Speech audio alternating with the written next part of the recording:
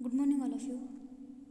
As you know, on last lecture we have starting to teach a new chapter, that is the carbohydrate. It is an very interesting and the important chapter in our syllabus.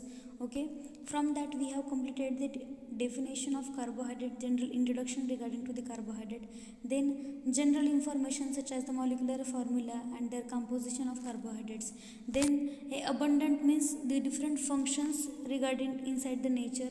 Okay, then carbohydrate are the most important, abundant in the all organic compound in the nature. Okay, carbohydrate कसा important component आहे आपल्या नेचरमधला, तो कसा तो किती महत्त्वाचा आहे आणि त्याचे फंक्शन्स कुठले कुठले आहेत तेही आपण लास्ट लेक्चरमध्ये बघितलं होतं. ओके, ज्या विद्यार्थ्यांनी पाठीमागचं लेक्चर बघितलेलं नाही आहे त्यांनी हे लेक्चर फॉलो करा आणि नंतर हा जो काय नवीन व्हिडिओ आहे तो पाहण्याचा प्रयत्न करा, कारण लास्ट लेक्चरमध्ये खूप डिटेलमध्ये सांगितलेलं असतं, पण नेक्स्ट चॅप्टरमध्ये किंवा नेक्स्ट लेक्चरमध्ये आपल्याला तितकं असं चांगलं कव्हर करता येत नाही.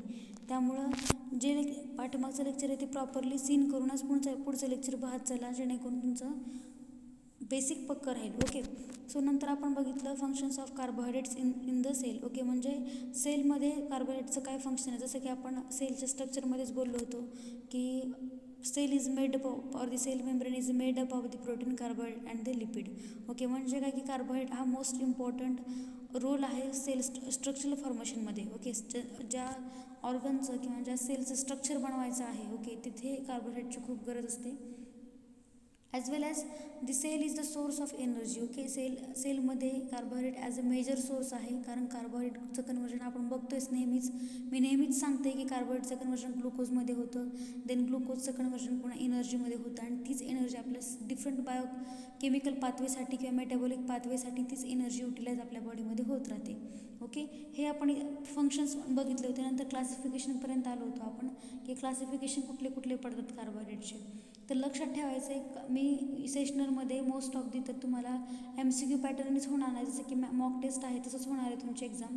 त्यामध्ये कार्बोहायड्रेटच्या क्लासिफिकेशनपर्यंत म्हणजे जनरल क्लासिफिकेशन म्हणजे ऑलिगोसॅकराइड, मोनोसॅकराइड अँड दी पॉलिसॅकराइड, जनरल इन्फॉर्मेशन इथपर्यंत येईल. ओके, त्यामधले सब टाईप्स किंवा त्याचे कुठले कुठले टाईप्स आहेत वगैरे इतकं काही येणार नाही आहे. फक्त तुम्ही मोनोसॅकराइड, डायसॅकराइड अँड ट्रायसॅकराइडचे डेफिनेशन तिन्हीचे आपण आणि त्यांचे नंतर क्लासेस किती पडतात हे फक्त जरी माहिती करून घेतलं तरी इनफ आहे तुम्हाला.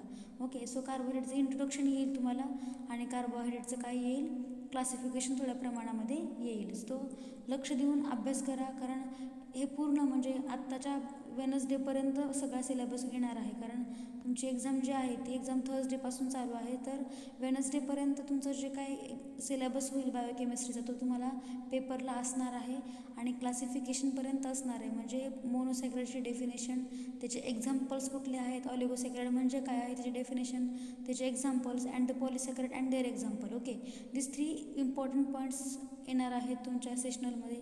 ॲज वेल एज कार्बोहायड्रेट जसं की आपण बघितलं मॉलिक्युलर फॉर्म्युला, त्याचे डेफिनेशन, त्याचं कॉम्पोजिशन, त्याचे फंक्शन्स इनसाइड द सेल, ह्या सगळ्या गोष्टी ॲज वेल एज स्ट्रक्चरसुद्धा विचारले जातील मे बी. ओके, म्हणजे म्हणजे पर्टिक्युलर स्ट्रक्चर सांगेन मी आणि ते ओळखा, असंही identify the given structure. Okay, असंही विचारू शकेन मी.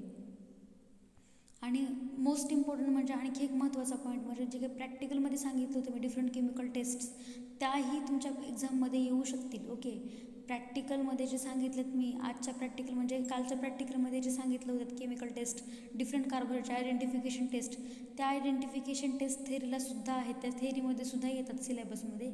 सो तुम्हाला त्या केमिकल टेस्ट सेशनलमध्ये येणार आहेत आणि त्याच्यावर क्वेश्चन मी टाकणारसुद्धा आहे. त्यामुळे लक्षात ठेवायचं आहे कुठपर्यंत सिलेबस येणार आहे, तर जनरल क्लासिफिकेशनपर्यंत येणार आहे आणि ते chemical identification qualitative test for carbohydrate इथपर्यंत येईल. ओके, आणि सेलसुद्धा. ओके, एवढं पाठ करून ठेवायचं आहे, महत्त्वाचं आहे BCP. आणि इतकं कमी सिलेबस ठेवून जमत नाही, एक चॅप्टर ठेवून वगैरे अजिबात जमणार नाही आहे. तर आपल्या जेवढा सिलेबस होईल तितकं येईल, त्यामुळे तुमचं कंटिन्युअसली कॉन्सन्ट्रेशन पाहिजे तुमचं. ओके, तर त्यामध्ये आपण क्लासिफिकेशन ऑफ कार्बोहायड्रेट्स बघत होतो. तर carbohydrates are classified according to the number of subunit that make them up. Okay, म्हणजे काय की कार्बोहायड्रेट्स कुठल्या स्मॉल युनिट्सपासून किंवा सब युनिट्सपासून बनलेला आहे, त्या सब युनिटच्या बेसिसवर आपण क्लासिफिकेशन बघणार आहोत. जसं की आपण मग म्हणतोय की एखादी गोष्ट प्रिपेअर होताना सगळ्यात लहान गोष्टीचं सुद्धा इम्पॉर्टन्स असतं. म्हणजे सेल मेंबर बनवताना प्रोटीन्सचं किंवा प्रोटीन बनत असताना अमायनो ॲसिडचं, ओके. तसंच जसं कार्बोहायड्रेट बनत असताना सुद्धा तुमचे त्याचे जे सब युनिट असतात ते सब युनिट खूप महत्त्वाचे असतात. सो सब युनिटच्या बेसिसवर त्याचं क्लासिफिकेशन केलेलं आहे. सो फर्स्ट क्लास कुठला आहे? फर्स्ट क्लास आहे मोनोसॅकॅराइड, ओके. समजतंय तुम्हाला, okay. There are the 3 types of carbohydrate.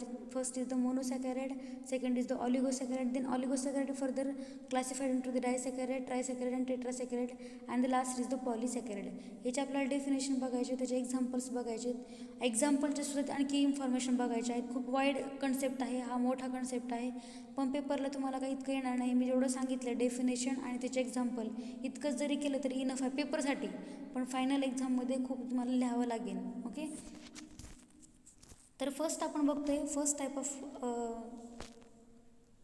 Type of carbohydrate is the monosaccharides. Monosaccharide म्हणजे काय? तर मोनो मी अगोदरच म्हणते की दोन्ही याची जे काही फोड करायचे मोनो आणि सॅकॅराइड्सची, ओके. समजतंय तुम्हाला? मोनो आणि सॅकॅराइड्स. मोनो म्हणजे काय? Simple one, okay, single carbon, okay, किंवा सिंगल एखादा कन्स्टिट्युएंट, त्याला आपण मोनो असं म्हणतो, ओके. आणि कळते ना, मोनो, डाय, ट्राय, टेट्रा, पेंटा, मग पॉली, ओके. मोनो म्हणजे काय? ज्या कन्स्टिट्यूटमध्ये सिंगल कंपोनंट प्रेझेंट असतो किंवा सिंगल ॲटम प्रेझेंट असतो त्याला आपण मोनो असं म्हणतो. आणि सॅकॅराइड म्हणजे काय? कार्बोहायड्रेट किंवा शुगर, ओके. त्याला आपण काय म्हणतो? सॅकॅराइड्सला शुगर असं म्हणतो, okay. Mono means single and saccharide म्हणजे शुगर, म्हणजे ज्या कंपोनंटमध्ये ओनली सिम्पल एक शुगर फक्त प्रेझेंट असते किंवा एकच मॉलिक्यूल प्रेझेंट असतो त्यालाच आपण काय म्हणतो? शुगरचा एकच मॉलिक्यूल प्रेझेंट असतो त्याला आपण मोनोसॅकॅराइड असं म्हणतो.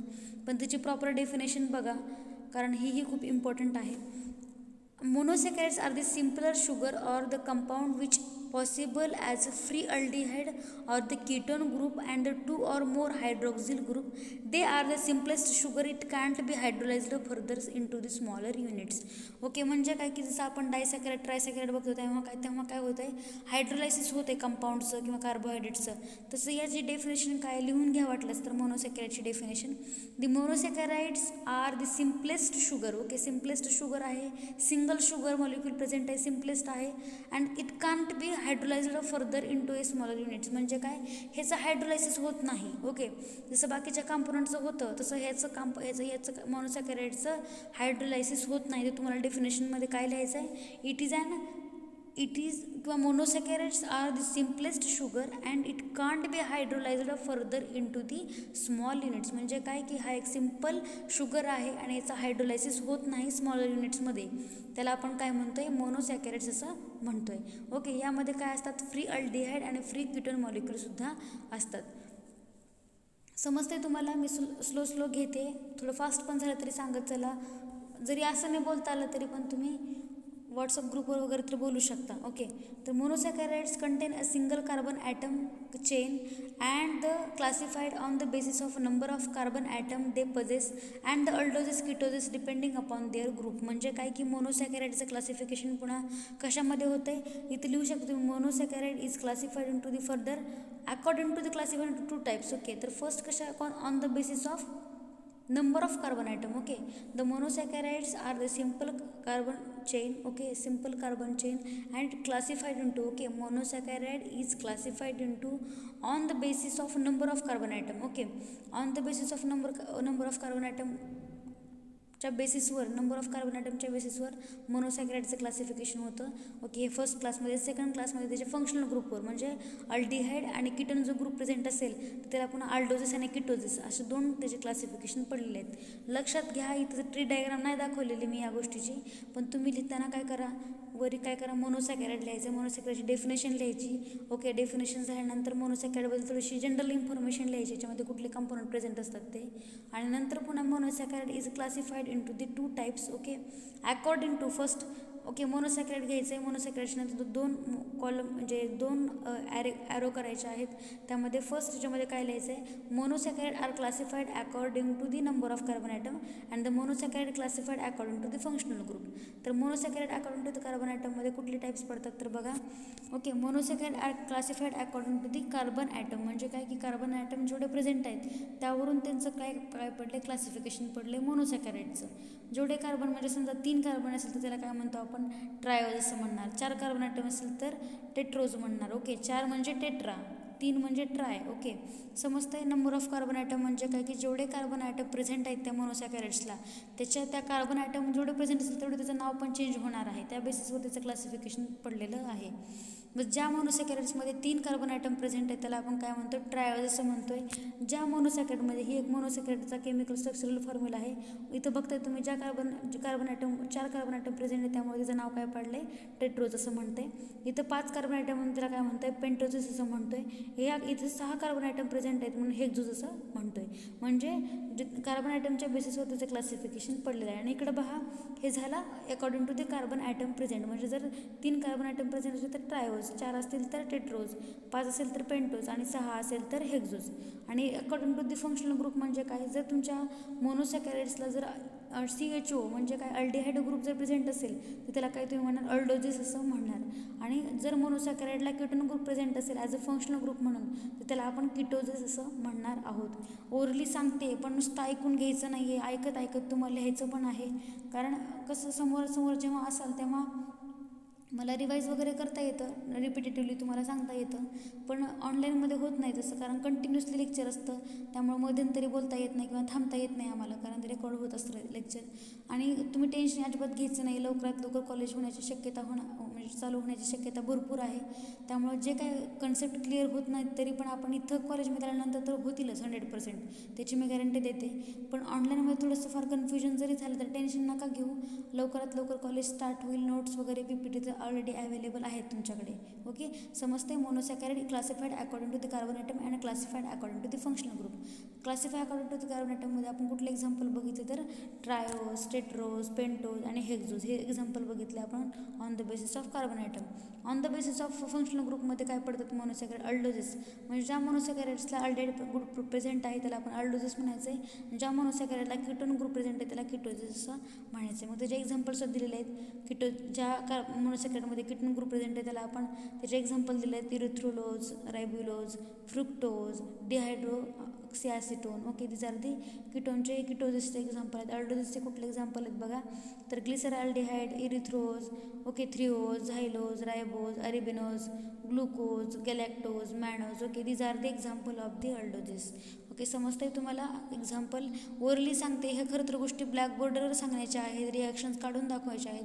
पण तुम्ही सध्या तिथं ती आपल्याकडे अवेलेबिलिटी नाही आहे किंवा तिथपर्यंत आपण पोचू शकत नाहीत म्हणून या फॉर्ममध्ये पोचवतं आहे. सो तुम्ही जे मी सांगते ते कॉन्सन्ट्रेशनने जर ऐकलं तर काही एक अवघड नाही आहे. ओके, नंतर आपण नेक्स्ट पॉईंट बघणार आहे तो म्हणजे स्टेरिओकेमिस्ट्री. ओके, स्टेरिओकेमिस्ट्री.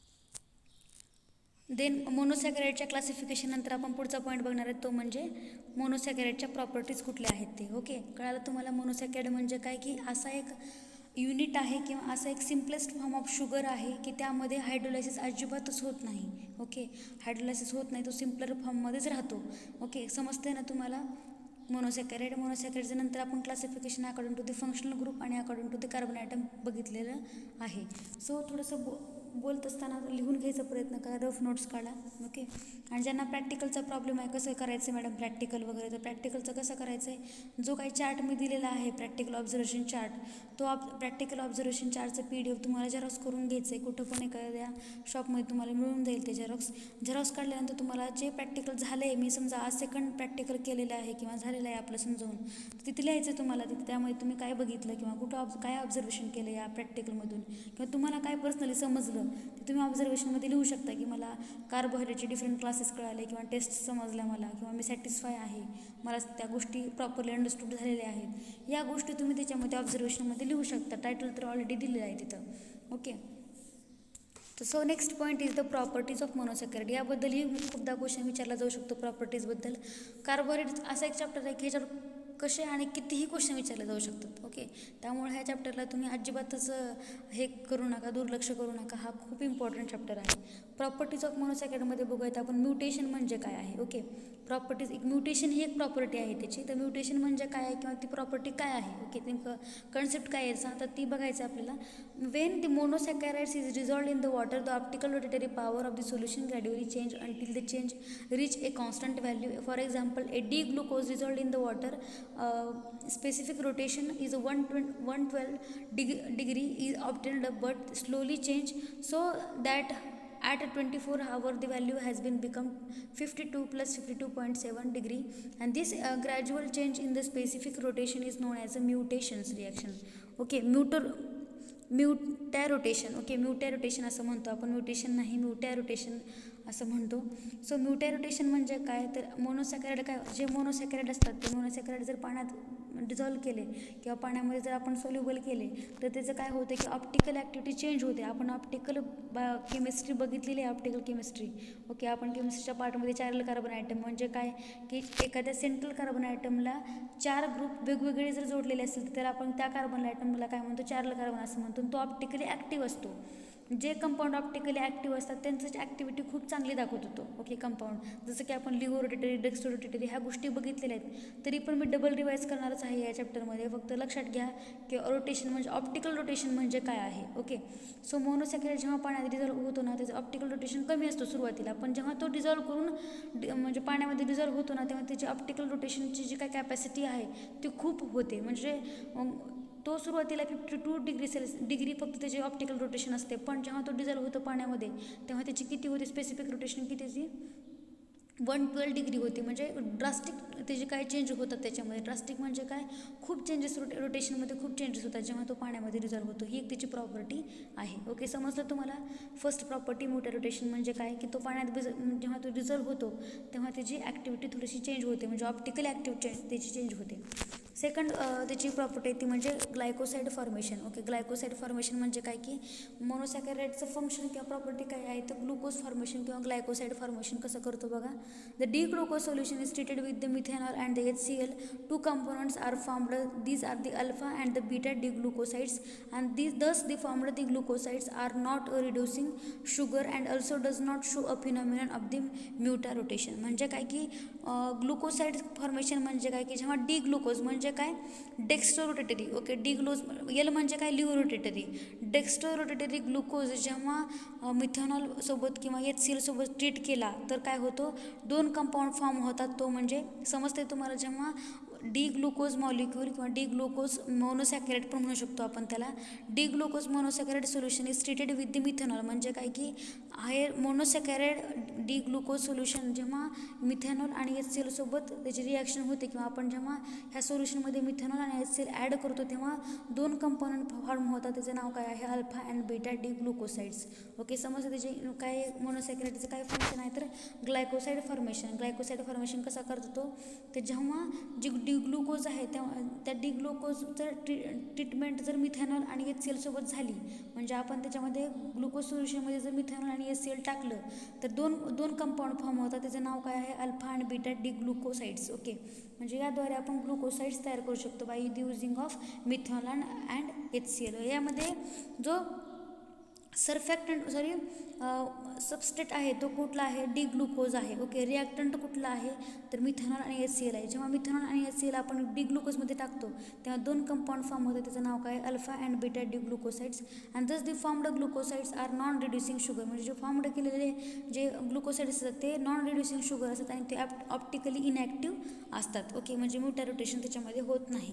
समजतंय. रिड्युसिंग पॉवर म्हणजे बघा, तर रिड्युसिंग पॉवर ही एक प्रॉपर्टी आहे मोनोसॅकराइड्सची.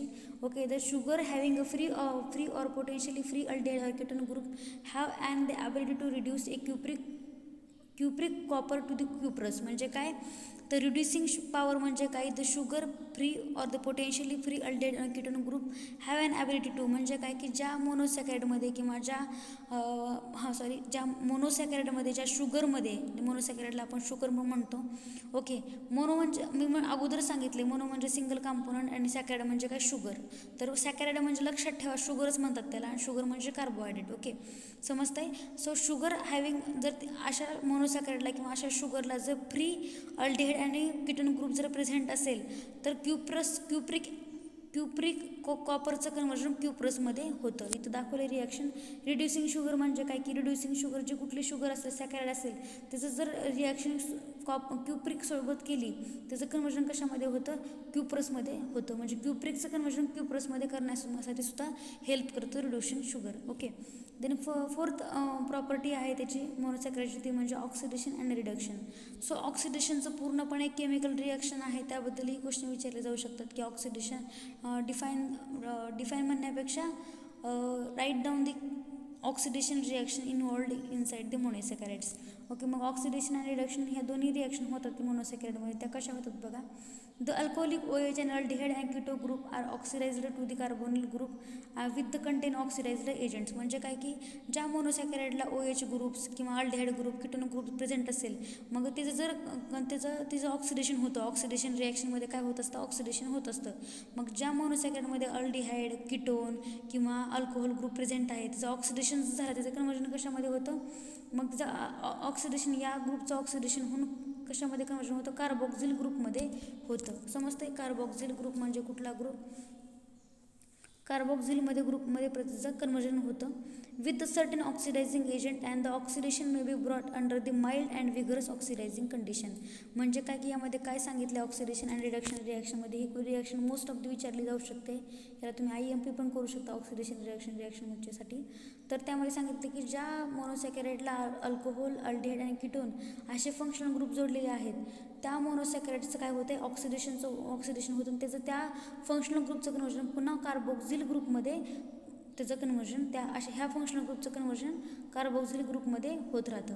ओके, फर्स्ट त्याची स्टेप आहे, फर्स्ट रिॲक्शनची स्टेप आहे ती म्हणजे ऑक्सिडेशन रिॲक्शनची, ती म्हणजे mild oxidant like a BrH2, म्हणजे ब्रोमिन वॉटर नावाचा जो काही ऑक्सिडंट आहे त्याची रिॲक्शन कशासोबत केली जाते, मोनोसॅकॅराइडसोबत केली जाते. Okay, the group only aldehyde is oxidised to produce a gluconic acid and ketose does not respond to this reaction. म्हणजे काय की जी BrO2 आहे, BrH2 म्हणजे काय की ब्रोमिन वॉटर नावाचा जो केमिकल आहे, तो केमिकल जर आपण आपल्या ग्लुकोज सोल्युशनमध्ये, म्हणजे काय कार्बोहायड्रेट सोल्युशनमध्ये जर टाकला, तर काय होतं की त्यातले जे अल्डिहाइड ग्रुप आहेत, जे आपण बघितलं आहे की आपल्या मोनोसॅकॅराइडमध्ये अल्डिहाइड पण ग्रुप प्रेझेंट आहे, कीटोन पण ग्रुप प्रेझेंट आहे.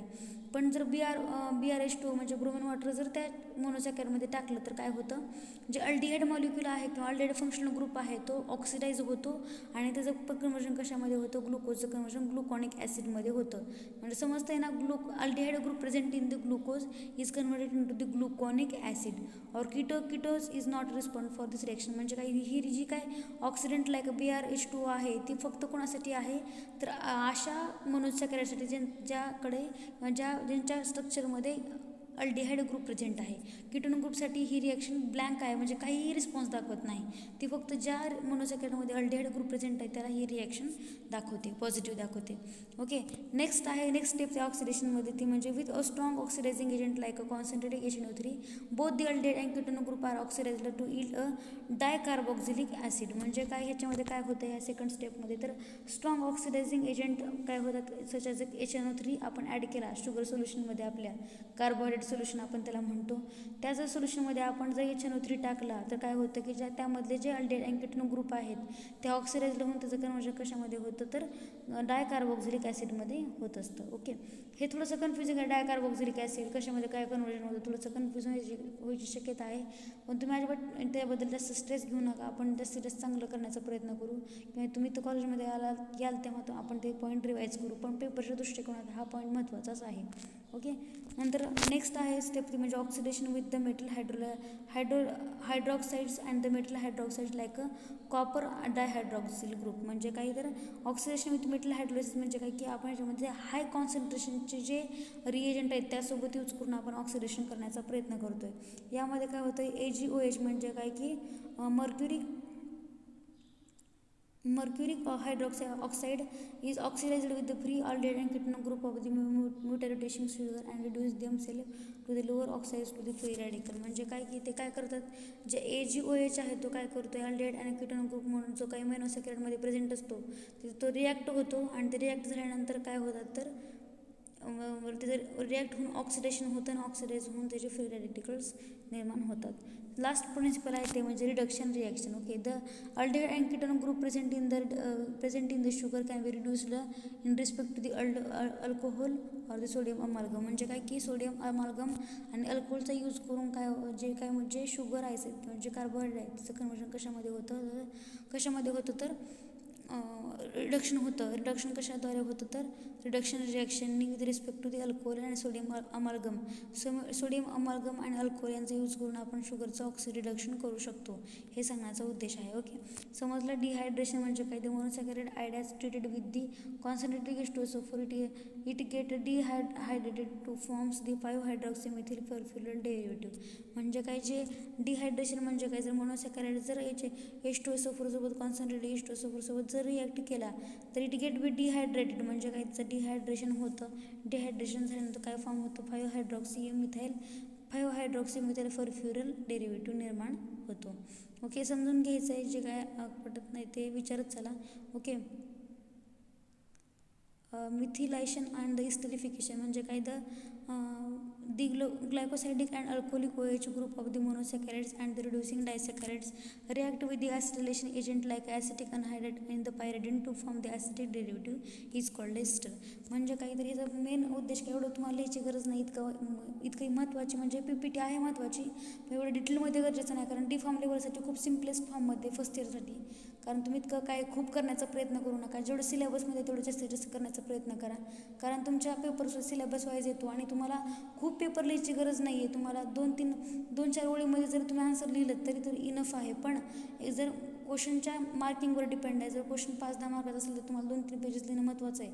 पण कमी मार्क्ससाठी असेल तर इतकी लिहायची गरज पडत नाही.